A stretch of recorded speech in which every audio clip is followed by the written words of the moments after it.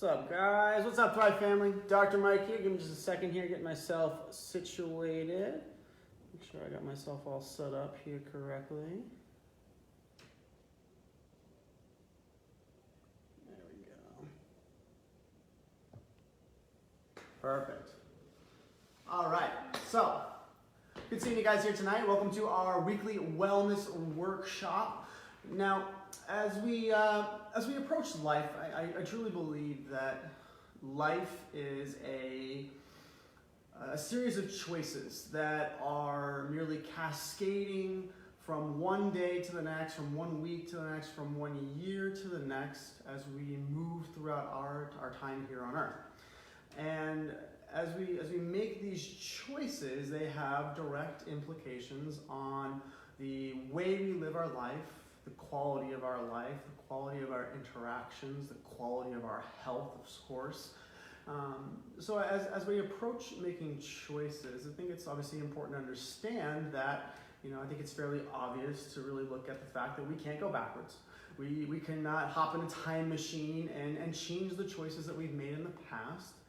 We can only strive to make the best choices possible for the present time and certainly for the future, so that we have the best ability to live our most vibrant and our most abundant lives. So really my true hope for these conversations is that we can inspire and really bring about a greater empowerment to individuals to make more informed choices. That's really one of the core essences of the care that we deliver in our office, the way we interact with not only our patients, but with our staff, with our own family, is we really want to inspire and empower the choices that we make to make more positive and more impactful choices on our life. And really, as we look at making choices are based in either action or inaction.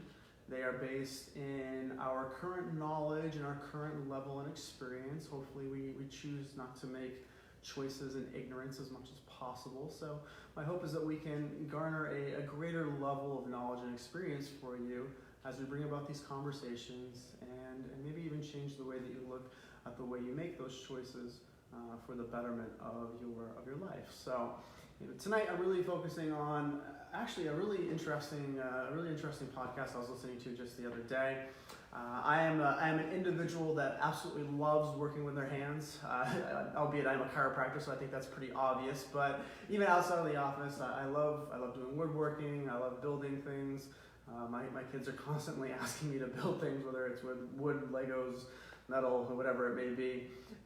So I was partaking in a cool podcast that was just getting into tools and different reviews on tools and things of that sort, and the whole handyman lifestyle, I guess, if you will.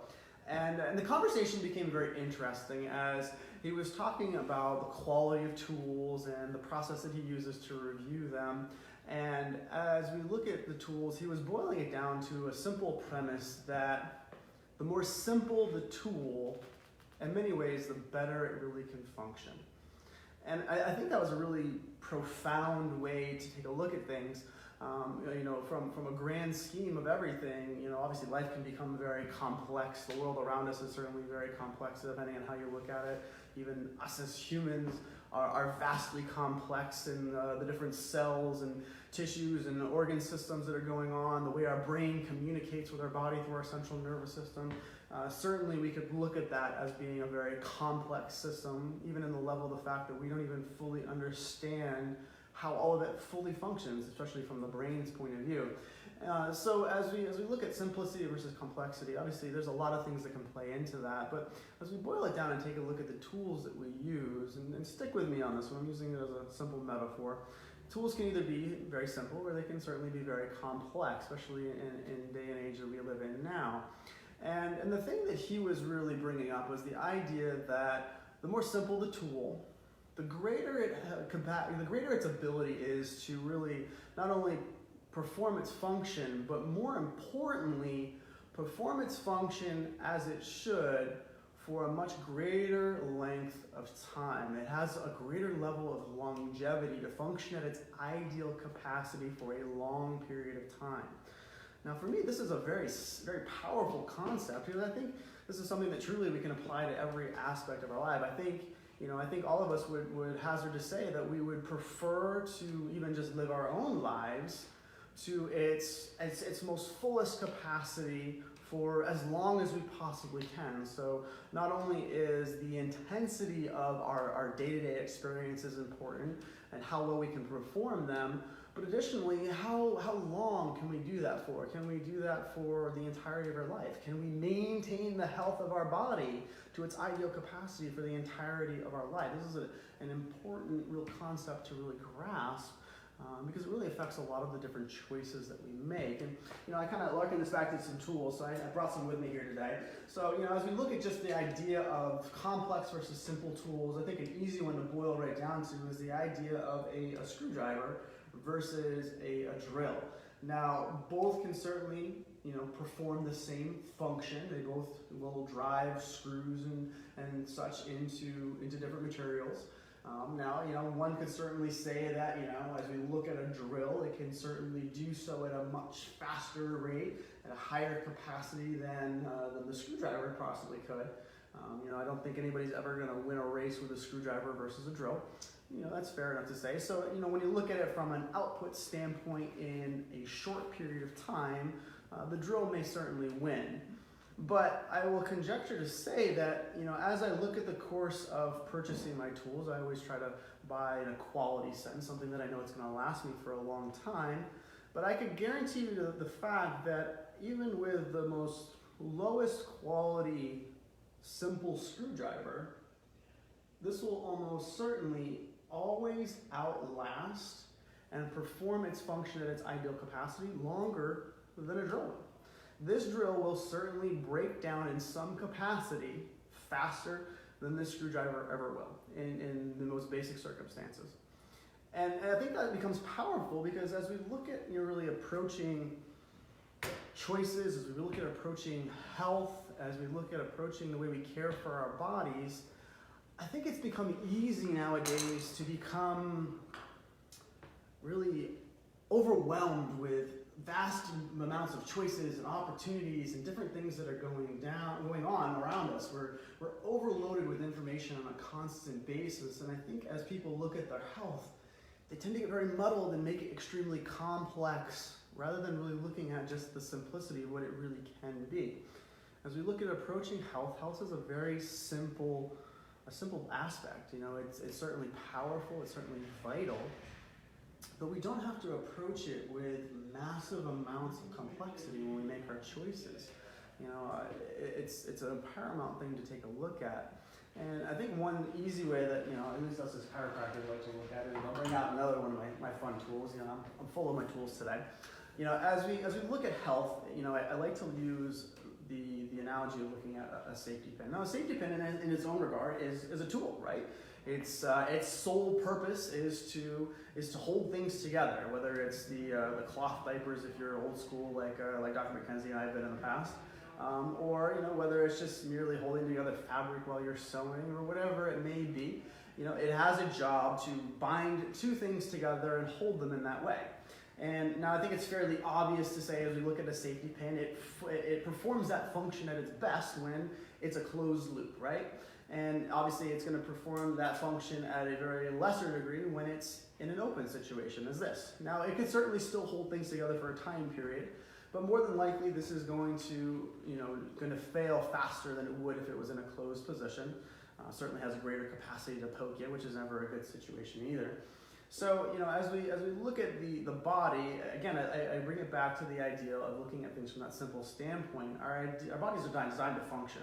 And, really, in the best capacity, they do it very, very well. I'd like you to really think back to how often do you truly put conscious thought into your body's daily function. Beyond making good choices for it, you don't have to think about the things that it does. You don't have to think about breathing and your heart rate and your digestion and moving your muscles all the time in a certain way, in a certain pattern. You don't have to think about your balance as much, in most cases. Our body's very good at functioning, but when it's in its ideal place, just like any simple tool, the more simple way you can look at it, the more powerful our choices can be. So as we look at the body, and I use the safety pin as an example, I want you to really think about as you look at our system, obviously as chiropractors, we deal directly with the spine, and our primary purpose as we do that is to restore ideal function within the central nervous system. So as we look at the safety pin, I want you to imagine, if you will, that this upper loop here is your brain. Okay, it's that master control system of the entire body. It controls every single one of the actions that goes on in terms of your entire system. Sends out massive quantities of information to the body, receives massive quantities of information. And I also want you to look at the bottom loop here, and I want you to imagine this as being the encompassing all of the different parts of our body, the muscles, the cells, the tissues, the organs, all of those different things that are needed to have information from the brain. And as we look at our connection points here, this being our central nervous system, the outflow of information and then the return flow of information to the brain. Now, in the absolute ideal sense, we want to see that flow is consistent to and from the brain on a constant basis. This simple circuit, if you will, allows for the body to function at its ideal capacity, right? Now, when the body endures stress beyond its ability to manage, which can certainly happen through accidents, injury, significant emotional significant emotional stress, significant chemical stresses on the body, our body can get to the point where it's going to move into that defense mode. There's going to be underlying dysfunction that happens, and that's simple enough to say, as it's like taking the body and taking the safety pin and disconnecting it. Now, it's still going to function. It'll still serve a purpose. It'll still get you through your day-to-day activities, but with each passing moment, it's doing so at a lesser and lesser capacity because there's a breakdown, there's an interference, if you will, to its ideal function, to its ideal communication. So, what's the best way to really remedy the issue? It's not to deal with the outcomes. You know, as we disconnect the body and there's disconnect going on, you may experience a variety of different things, all the way from aches and pains to headaches to digestional problems to discoordinations, imbalances. You know, the list goes on and on. And you know, as we look at these things, these are labeled symptoms, right? There's a term you hear on a constant basis when you walk into a doctor's office. What are your symptoms? You know, but the truth is really in most cases, how important is the symptom versus the cause? And I really challenge you to think that really as you look at the body, the result or the symptoms that are coming outward, that our body's experiencing, that are becoming known to us, are very poor indicators in many cases of what the true cause is as to why our body's dysfunctioning in that way. So what's the best course of action? Is the best course of action to address the symptomatology, to relieve that, or really over the long term of the course of our lives, is it really a better choice to really look at the underlying cause of the overall dysfunction? And really that's where I conjecture to be the best course of action, is to really take a look at the body, break it down into a more simple situation, and look at its function. What is causing it to dysfunction and not be in the most ideal place? What is taking us from that 100%, bringing us down to the 90, 80, 70, as far as it may go? So as we look at the loop, what should we do? What should we do to remedy our situation? What should we do to restore ideal function so that our body stops dysfunctioning and has a greater capacity to do what it's supposed to do, which in many cases is healing, especially? What do? We close the loop, right? It's not a hard concept. We remove the interference or the breakdown in the system, and the body is going to have a greater capacity to function at its ideal level. It's not a matter of doing a massive amount of therapies. It's not a matter of doing crazy dieting schemes. It's not a matter of popping a lot of pills, you know, being on this medication to correct this problem, being on the next one to correct the side effects of this one. That creates complexity. And as we look at the health of the body, I really think it's best to boil it down to a very simple function. And I think we can do that and really great results in most cases. And I think it's always best to at least start there, in the sense of let's start with a simple solution and see how the body responds. Because your body has a great ability at exercising on a regular basis. We need to be moving appropriately. Our internal structures need to be functioning like they're supposed to. So let's approach it that way. Don't approach it from a sense of making things complex. And that's how we try to address things in our office especially, is taking a look at the body and breaking it down to its simple sense. What's the core of the system? What's the most vital component of our entire body? Our central nervous system. Without a central nervous system, we absolutely cease to function in any capacity. So let's make sure that central nervous system is functioning to its best ability to keep our body regulated. We do that through taking a deep look at the spine and addressing the underlying concerns of which are going on. It's pretty simple to understand that our joints are designed to move. A joint that no longer is moving can cause irritation on the system, particularly when we're looking at the spine. The spine is not only there as just our backbone, obviously, as people reference, but it's there to really house that central nervous system and protect it. And as this system becomes compromised, so can the central nervous system particularly. It puts direct stress on that. We don't want our body in a stress position. We don't want our nervous system in a stress position. I think it's fairly easy to understand that when our body is more stressed, it's going to function at a less than ideal capacity. When our body is more relaxed, it's going to function at a higher capacity. So our goal is to really take a look at the spine and allow it to function into a more relaxed capacity. Let's bring the spine to a point where it's functioning ideally, allowing us to take the pressure off the nervous system, allowing our central nervous system to fully communicate so that it's at its ideal capacity. This really plays, like I said, this really plays right back into the idea of a simple tool for me. I think we have to approach the body very simply, go small steps at a time, and we're going to see great levels of change. We get it on a day in, day out basis. People reporting massive amounts of different types of changes beyond just the basic symptoms in many cases as well. You know, let's just take a simple look at the body and let's approach it to a sense where we can really make significant change. And I think we can do that for any aspect of our lives, which is why we focus on our wellness workshops particularly. We want to make sure that we can take a look at something as our diet. People like to get crazy fancy with their diets nowadays. We have, how many diets are out there? We have the keto, there's the old-fashioned Atkins, there's so many different types of ideal diets out there nowadays. Let's boil it down and make it simple. Eating is not hard. Eating is based in eating more whole foods, eating less processed things that haven't been laden with chemicals that our body wasn't designed to eat. If it's coming from the earth, you're probably doing pretty good for yourselves. Try to keep things out that are processed. It's not hard. It's not challenging.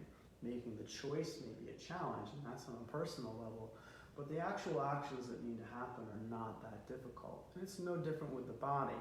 We see the same things. We make simple adjustments, we bring the body to a greater level of ease, and then really educate to make better overall choices, to move better, to eat better, to sleep better, to breathe better, to stress less. We're going to get our body functioning at a more ideal level.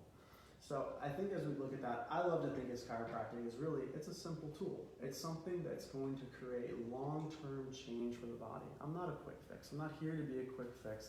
I am not the power drill, if you will. That's not my goal. My goal as I approach the body is to be the tried and true, steady screwdriver that's going to be functioning at the best capacity and keeping your body over the course of your life functioning to its best ability. And as we go through that path, I want to help to really guide and educate along that path with better informed choices. So as always, I'm here for everybody in this office. I'm here for people that are out here listening to us today. If there's ever any questions, if there's ever concerns that you might have, if you're looking for guidance, by all means, feel free to reach out to us. We're here to help support us. I'm here to support our community and really make sure we can put people in the right place. I have a deep core belief that we can see this world be an amazing place if everybody really focuses on themselves to a better capacity, keeping themselves more healthy, and I think we're going to see amazing changes happen because of that. So I appreciate y'all tuning in here tonight. And if you did have any questions, I'll take a quick look at those as well. I'll make sure I get right back to you guys here at the end of this as well. And I appreciate you tuning in tonight, and I look forward to talking to you again next week.